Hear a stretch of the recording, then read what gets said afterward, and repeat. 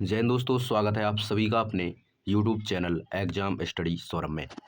दोस्तों, आज की इस वीडियो में हम जैन धर्म से संबंधित टॉप 40 MCQ क्वेश्चन को कवर करने वाले हैं, जो आपके आने वाले किसी भी एग्ज़ाम के लिए काफ़ी ज़्यादा यूजफुल होने वाले हैं। चाहे वो SSC हो या फिर रेलवे हो या फिर UP SSC PET एग्ज़ाम हो, तो इन सभी एग्ज़ामों के लिए 40 क्वेश्चन इम्पोर्टेंट होने वाले हैं। दोस्तों, वीडियो पे नए हैं तो वीडियो को लाइक और चैनल को सब्सक्राइब जरूर कर लें। तो फर्स्ट क्वेश्चन है, जैन धर्म के प्रथम तीर्थंकर कौन थे? जैन धर्म के प्रथम तीर्थंकर ऋषभ देव थे, तो इसका आंसर वी हो जाएगा। अगला प्रश्न है, जैन धर्म के 24वें तीर्थंकर कौन थे? जैन धर्म के 24वें तीर्थंकर महावीर स्वामी थे, तो इसका आंसर सी हो जाएगा। अगला प्रश्न है हमारा, महावीर स्वामी का बचपन का नाम क्या था? महावीर स्वामी के बचपन का नाम वर्धमान था, तो इसका आंसर बी हो जाएगा। अगला प्रश्न है, महावीर स्वामी का जन्म कहाँ हुआ था? महावीर स्वामी का जन्म कुंडाग्राम वैशाली में हुआ था, तो इसका आंसर बी हो जाएगा। दोस्तों, अगला प्रश्न है, महावीर स्वामी के पिता का नाम क्या था?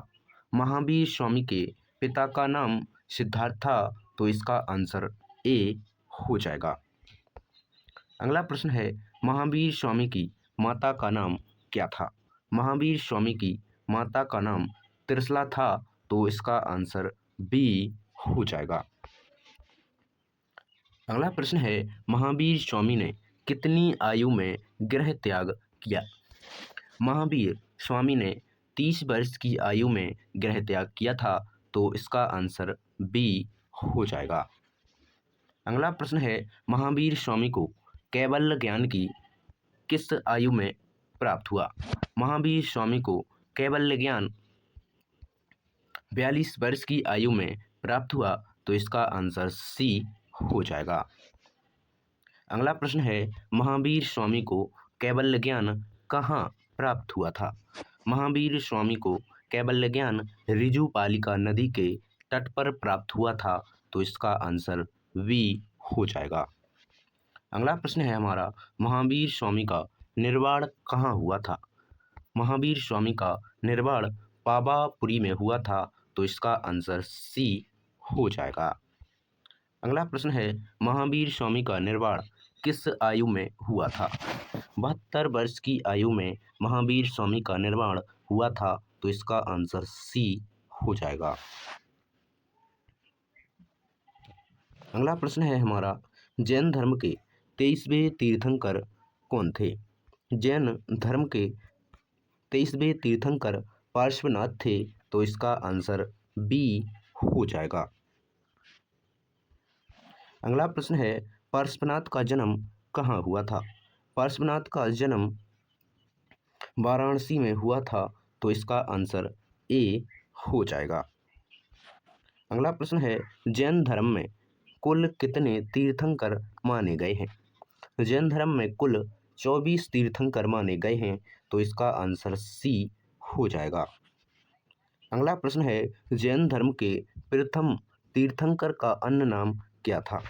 जैन धर्म के प्रथम तीर्थंकर का अन्य नाम आदिनाथ था, तो इसका आंसर ए हो जाएगा। अगला प्रश्न है, महावीर स्वामी के प्रमुख शिष्य कौन थे? महावीर स्वामी के प्रमुख शिष्य इंद्रभूति गौतम थे, तो इसका आंसर बी हो जाएगा। अगला प्रश्न है, जैन धर्म का प्रमुख सिद्धांत कौन सा है? जैन धर्म का प्रमुख सिद्धांत अहिंसा है, तो इसका आंसर बी हो जाएगा। अगला प्रश्न है, महावीर स्वामी ने अपने उपदेश मुख्यतः किस भाषा में दिए हैं? महावीर स्वामी ने अपने उपदेश प्राकृतिक भाषा में दिए हैं, तो इसका आंसर बी हो जाएगा। अगला प्रश्न है, जैन धर्म के त्रिरत्न में कौन शामिल है? सम्यक दर्शन जैन धर्म के त्रिरत्न में शामिल है, तो इसका आंसर ए हो जाएगा। अगला प्रश्न है, जैन धर्म के त्रिरत्न में कौन शामिल नहीं है? सम्यक यज्ञ जैन धर्म के त्रिरत्न में शामिल नहीं है, तो इसका आंसर डी हो जाएगा। अगला प्रश्न है, जैन धर्म के त्रिरत्न का अंतिम उपदेश क्या है? जैन धर्म के त्रिरत्न का अंतिम उपदेश मोक्ष प्राप्ति है, तो इसका आंसर सी हो जाएगा। अगला प्रश्न है, जैन धर्म का अनेकांतवाद किससे संबंधित है? जैन धर्म का अनेकांतवाद सत्य के अनेक पक्षों से संबंधित है, तो इसका आंसर ए बिल्कुल सही हो जाएगा। अगला प्रश्न है, जैन धर्म का स्यादवाद किस सिद्धांत से संबंधित है?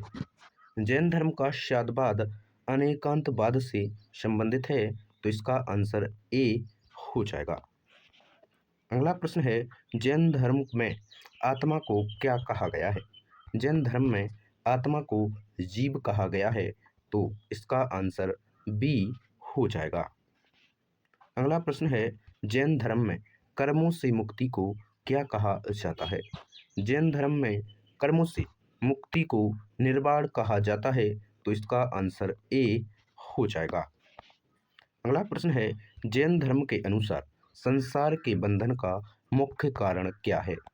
जैन धर्म के अनुसार संसार के बंधन का मुख्य कारण कर्म है, तो इसका आंसर बी हो जाएगा। अगला प्रश्न है, जैन धर्म में अहिंसा का अर्थ क्या है? जैन धर्म में अहिंसा का अर्थ किसी जीव को कष्ट न देना है, तो इसका आंसर बी हो जाएगा। अगला प्रश्न है, महावीर स्वामी के समकालीन मगध का शासक कौन था? महावीर स्वामी के समकालीन मगध का शासक बिंबिसार था, तो इसका आंसर ए हो जाएगा। अगला प्रश्न है, जैन धर्म का संरक्षण देने वाले मौर्य शासक कौन थे?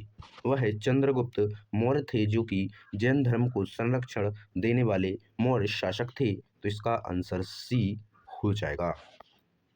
अगला प्रश्न है, चंद्रगुप्त मौर्य ने अपने जीवन के अंतिम समय में किस धर्म को अपनाया? चंद्रगुप्त मौर्य ने अपने जीवन के अंतिम समय में जैन धर्म को अपनाया था, तो इसका आंसर बी हो जाएगा। अगला प्रश्न है, चंद्रगुप्त मौर्य किस जैन आचार्य से प्रभावित हुए थे?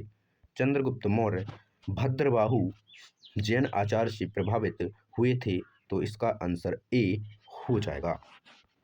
अगला प्रश्न है, जैन धर्म की दो प्रमुख शाखाएं कौन सी हैं?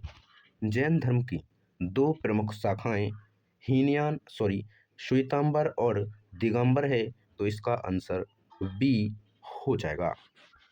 अगला प्रश्न है, श्वेतांबर संप्रदाय के साधु किस रंग के वस्त्र धारण करते थे? श्वेतांबर संप्रदाय के साधु सफेद वस्त्र का धारण करते थे, यानी इसका आंसर सी हो जाएगा। अगला प्रश्न है, दिगंबर शब्द का शाब्दिक अर्थ क्या है? दिगंबर शब्द का शाब्दिक अर्थ दिशाओं को वस्त्र मानने वाला है, तो इसका आंसर वी हो जाएगा। अगला प्रश्न है, जैन धर्म के धार्मिक ग्रंथों को सामान्यतः क्या कहा जाता है? जैन धर्म के धार्मिक ग्रंथों को सामान्यतः आगम कहा जाता है, तो इसका आंसर बी हो जाएगा। अगला प्रश्न है, जैन धर्म की प्रथम संगति कहाँ आयोजित हुई थी? प्रथम संगति पाटलिपुत्र में आयोजित हुई थी, तो इसका आंसर ए हो जाएगा। अगला प्रश्न है, जैन धर्म की दूसरी संगति कहाँ हुई थी? जैन धर्म की दूसरी संगति वल्लभी में हुई थी, तो इसका आंसर बी हो जाएगा। अगला प्रश्न है, वल्लभी में जैन आगमों का अंतिम संकलन किस शताब्दी में हुआ? वह 5वीं शताब्दी में हुआ, तो इसका आंसर सी हो जाएगा। अगला प्रश्न है, जैन धर्म के पंच महाव्रतों में कौन सा शामिल है? जैन धर्म के पंच महाव्रतों में अहिंसा शामिल है, तो इसका आंसर ए हो जाएगा। अगला प्रश्न है, जैन धर्म के पंच महाव्रतों में निम्न में से कौन सा शामिल है? पंच महाव्रतों में से सत्य शामिल है, तो इसका आंसर ए हो जाएगा। दोस्तों अगर आप भी UP triple S C PET exam की तैयारी कर रहे हैं तो सभी टॉपिकों के मोस्ट एमसीक्यू क्वेश्चन को कवर करना चाहते हैं तो वीडियो को लाइक और हमारे चैनल को सब्सक्राइब जरूर कर लें, ताकि जब हम किसी भी टॉपिक के क्वेश्चन लाएं तो वीडियो का नोटिफिकेशन आप तक जरूर पहुंच जाए।